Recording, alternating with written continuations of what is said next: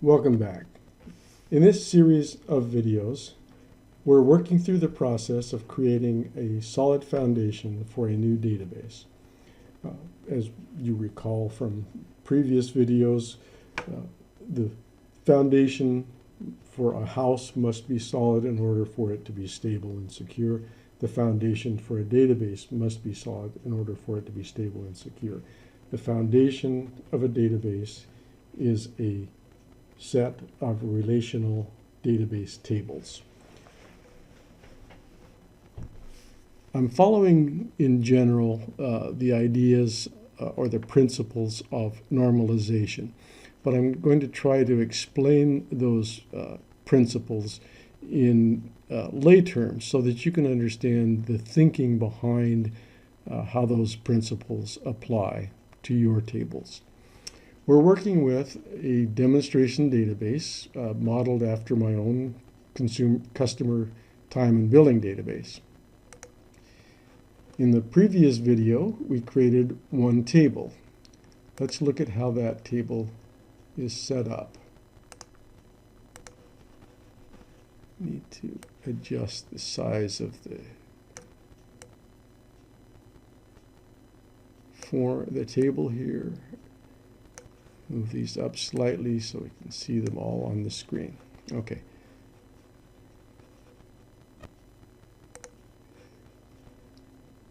In the original table, we created a customer ID field and a customer name field.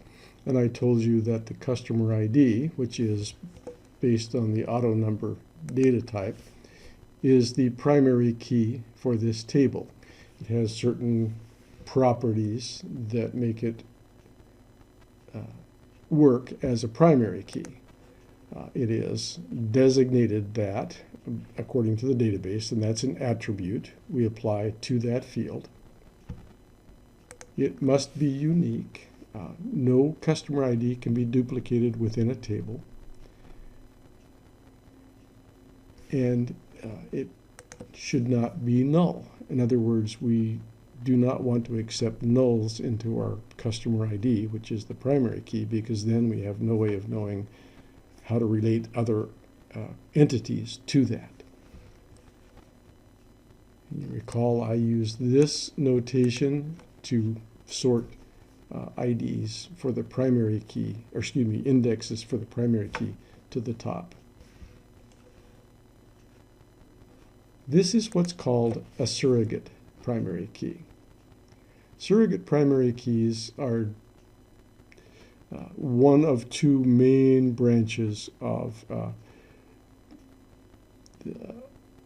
theory, I guess I can call it a theory, in how to set up your primary keys. The other is the natural primary key. Now, in order for each customer to be unique, it needs to have a unique customer name. So customer name, in that sense, is the natural primary key for customers. As a matter of fact, there are database designers, database developers, who prefer natural primary keys over surrogate primary keys. And there are developers, designers, who prefer surrogate primary keys over natural primary keys. And if you do a little bit of research on the internet, you'll discover that some of these discussions can become quite heated between the two camps. There are pros and cons to both, and I have my preference, although I certainly understand that there are other ways to think about this than mine. But I prefer the surrogate primary key primarily because they are easier to work with. In my opinion, they're easier to work with. And two, they are immutable. And that's an important characteristic for a primary key. It doesn't change over time. A natural primary key, in theory, can change. A company may be in business for 10 years and then change its name decide to modernize and go from Jack in the Box, for example, to Jacks. And that requires a change in all of the database records pertaining to that if you have used a natural primary key on on that business name. For me, that would be the customer name, but that would be the name of the business. That's the primary reason I prefer the surrogate primary key. And again, if you want to really be entertained and enlightened, I would recommend you do a search on surrogate versus natural primary keys and read some of the more interesting discussions. So all of that said, I could designate customer name as my primary key on this table. And I might want to do that as an example here. So what I'm going to do is change this. And now you can see what Access did is it said, okay, customer name is now the primary key. So it threw its default value in there, threw away the old index, which was on this field. And we also now have the interesting problem of two indexes on the same field name. One is the primary key, but we already had an existing index on customer name. Access does this by default. It's default behavior. I would urge you to pay attention to this because you can end up with duplicate indexes. And as we said in the initial introduction to indexes, we want to have an index wherever it's required for performance, but we do not want to have more indexes than we really need because that can become a drag on performance. So if we do this, we're going to end up wanting to delete one of these indexes. And my standard, again, is to name it the same as the field with a prefix so that it always sorts to the top. So that's one way to do this. I'm going to close it without saving and reopen it again. I have to readjust again. And we're back to the status we had before. Customer ID is an auto number. It generates a new number every time we start a record. It is a long integer. That's the data type, the field size. The data type is auto number. The field size is long integer. Customer name is text. It is by default 100 characters long, and I accepted the default. As you can see, you can change that all the way up to 255 if you need to. I won't do that. And we have our indexes back the way they were. So let's look at some data now and see if we can figure out whether or not our customer table at this point has everything we need in it, has all the attributes of customer that I need to capture here, and none of the attributes of a customer that I don't want to include. That goes back to the early analogy of a place for everything and everything in its place. My company does consulting work, and I have a single location. I do business the same way all the time. I never change. But I do know there are some businesses, or some industries, I should say,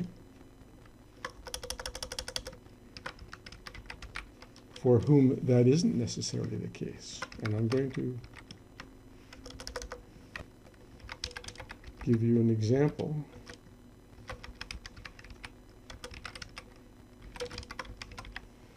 A general contractor called Western Washington Builders Incorporated. I know from experience, as I say, that general contractors generally create a separate limited liability corporation for each building project they take on.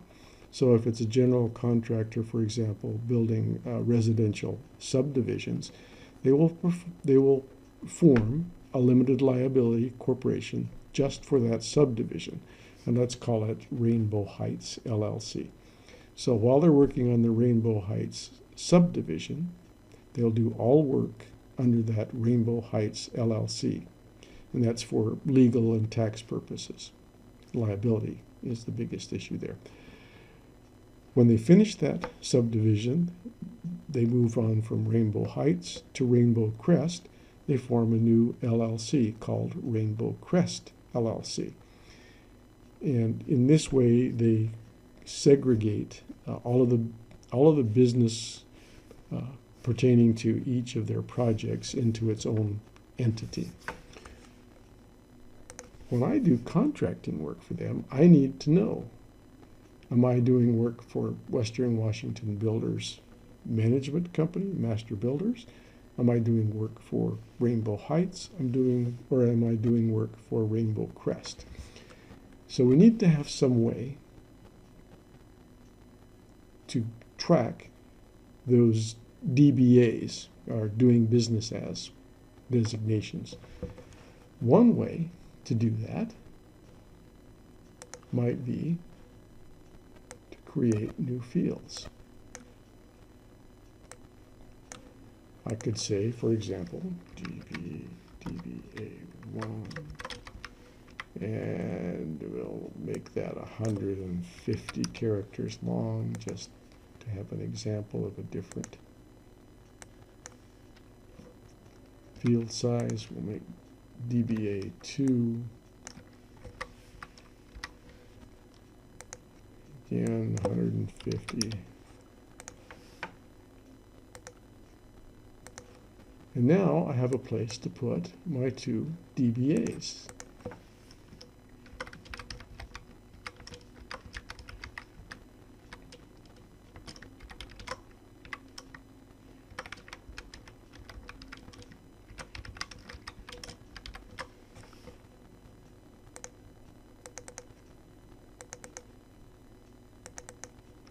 Okay, that works. I now have a place to put DBA1, DBA2. And in fact, what you're looking at is very much like what you would see if you were working directly in a spreadsheet as opposed to a relational database. I'm going to take a quick aside and go back, and if you'll recall, when I was setting up options, one of the options I said I wanted to change was enable design changes for tables in datasheet view. If I click this check marks and turn it on, I will be able to click this area here and add a new field, just like in a spreadsheet. One of the reasons I don't like to do that is that it makes it too easy. It's just really seductive way to design tables, and I think it leads to bad design. And now I'm going to explain to you why I think that's a bad design. Let's put in a third record, and we'll call it Bob's Dry Cleaners.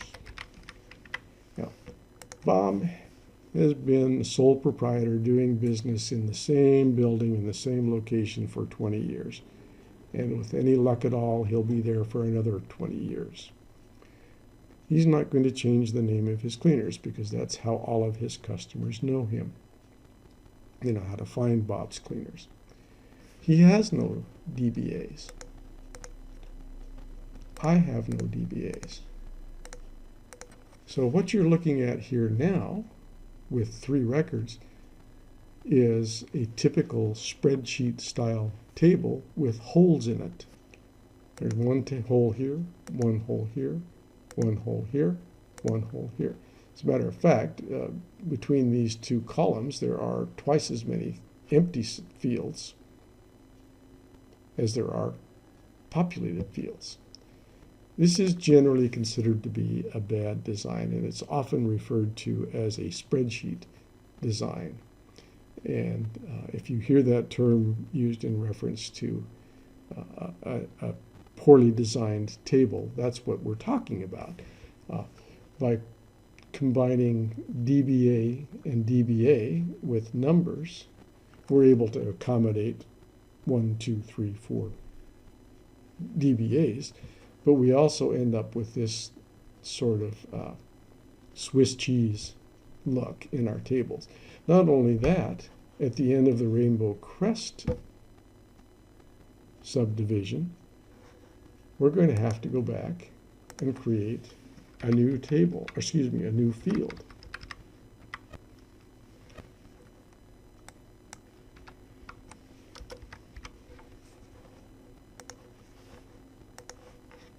And now I have a place to put DBA3. As you can see, in a spreadsheet, yeah, that's the only way you can do it. In a relational table, this becomes a real problem sooner or later, and usually sooner. How am I going to fix this?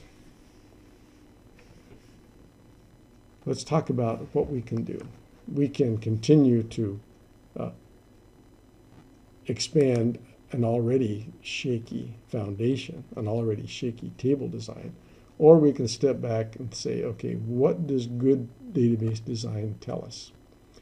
Well, good database design tells us that if we have an entity like this, a customer, which has multiple things, I'll call it things for now.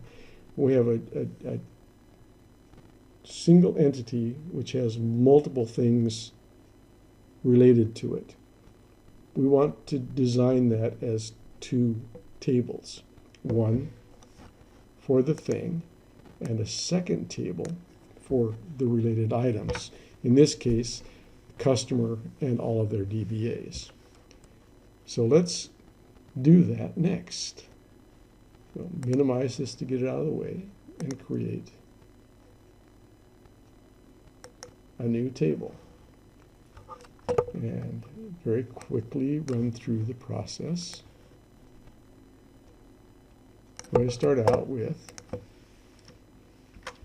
customer DBA ID. We'll make it an auto number. And we'll make that the primary key. I ended up with two indexes on the customer DBA ID field. I didn't ask for that one. Why is it there? I asked for the primary key. Let's go back and look at one of the other options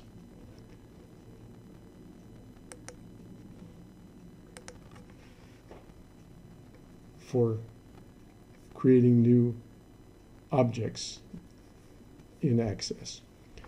By default, Access wants to put indexes on fields which have one of these terms in the field name.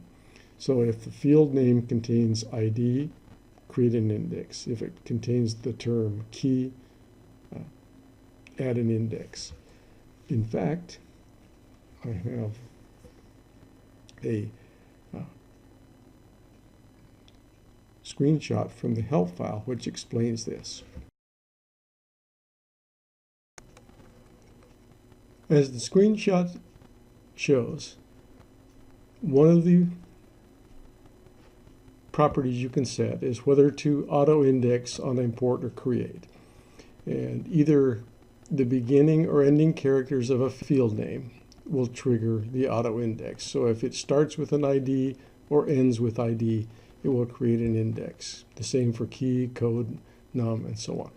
If you want to have certain fields always indexed and you know that you will always use that same prefix or suffix, go ahead and do that here. I generally do not because I prefer not to have to deal with it.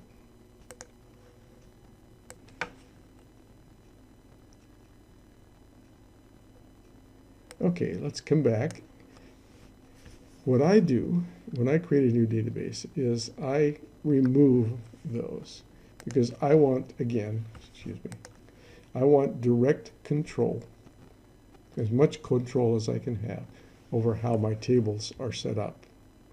So I don't let Access generate its own query indexes.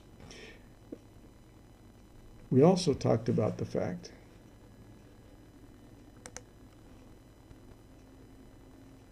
that indexes generally speed up searches, but they often slow updates. So if you leave those duplicates in there, you're going to end up negatively impacting performance at some point.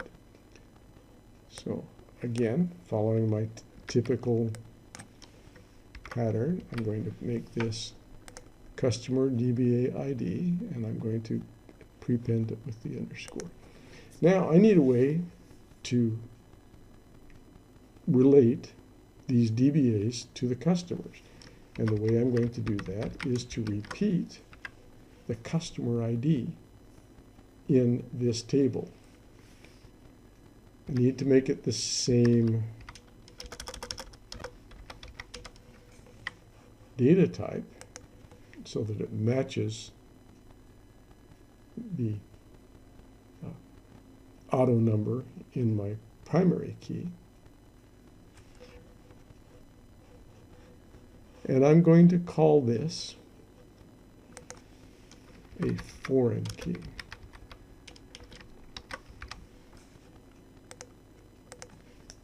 When we have a primary key in one table and a foreign key in a related table, we are able to join or relate the records in those two tables one to the other and know that customer ID 3 relates to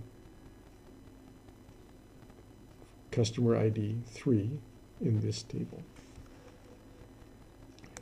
This is an unfortunate artifact of Access design. It wants to make the default value 0, and since we're working with customer IDs which come from the auto number, we should not ever have a 0. So I'll take that out. Now, the third field I need here is the customer DBA itself. This can be a short text. I'm going to increase the field size on that. Now I have a way to relate one or more customer DBAs to a single customer ID. Step back slightly. This is the same strategy we apply to all of the tables in all of our databases. I'm using this one as an example, but I want you to take what you see here and think about how you would extend it to all of the tables in your database. Let's finish up by creating another index. And I'm going to go ahead and set this up, and then I'm going to explain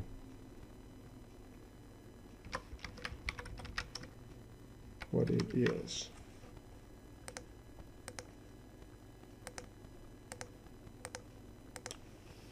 Okay, this is what we call a composite index.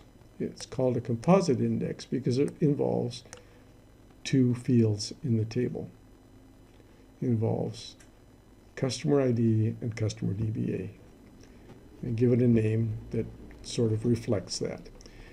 The way we indicate that in this property sheet is we put the name in this field, in this field, and this one is blank, and Access then recognizes that these two are working together in a composite key. It's not a primary key. Should it be unique? Let's think about why we would want to make it unique, why we would not want to make it unique. We want to be able to say that Western Washington Master Builders has multiple DBAs, but no two DBAs should be the same.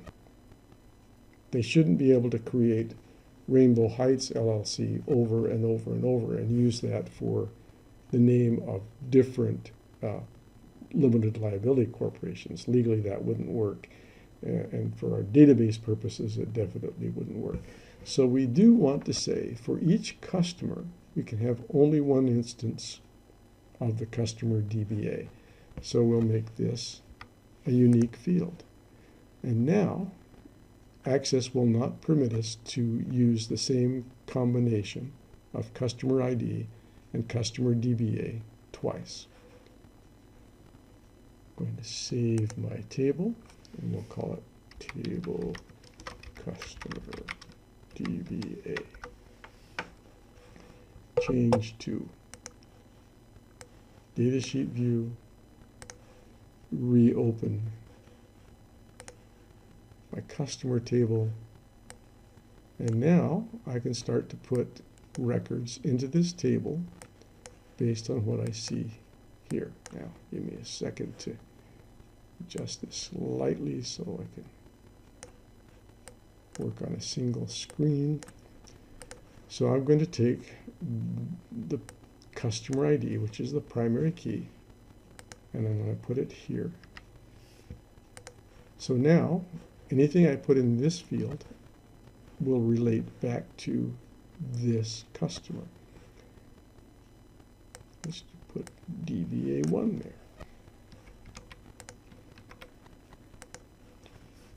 And I'm going to repeat the customer ID, and DBA2 will go here.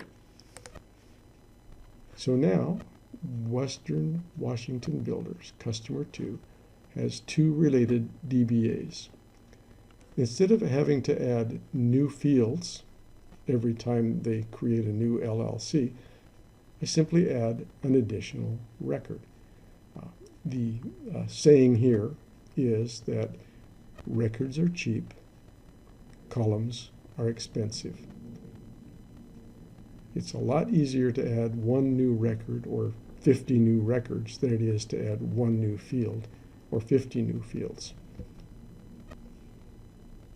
Records are cheap, columns are expensive.